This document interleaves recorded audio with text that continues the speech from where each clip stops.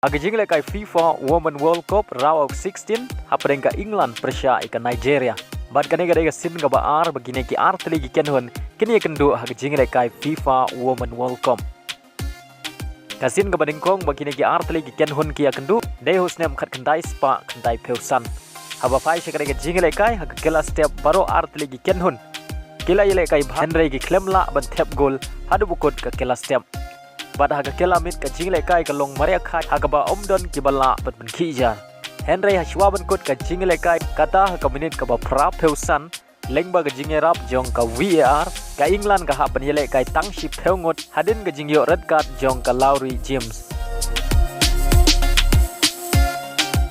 bad hadu bukut ka khandai peu minit baro artli ki akhat klem yo thep gol bad la ha ban jalan ya ka jing lekai sa kumba lai peu minit Henry hakine gi live peu minute ru omdon kino ki bala bat pen khijar bat lahap ban pendon kam da penalty shootout ban rai manawan yo rong shaka quarter final bat dei hak penalty shootout ka England ka bodon tang shi peu ngot kalala bat penlim ya ka Nigeria da sau laar bat yo rong shaka quarter final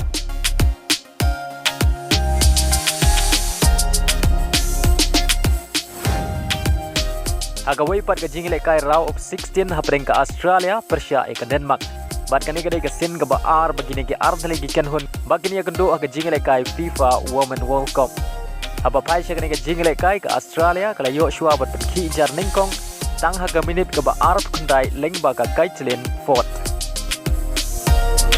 bat dei le ma kani ka shigol ka Australia kala tam dai wela not ha ka kela step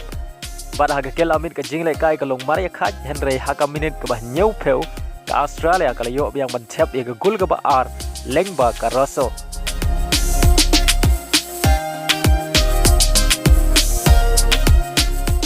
Bad dei lengba gini ki ar gol jong ka Australia ki theyele kai jong ka Denmark ki klemla ban siukliang ban lengba ka ning jingjob ka Australia haka sin ka ba ar ka yo ban rong sha quarter final jong ka jingle kai FIFA Women World Cup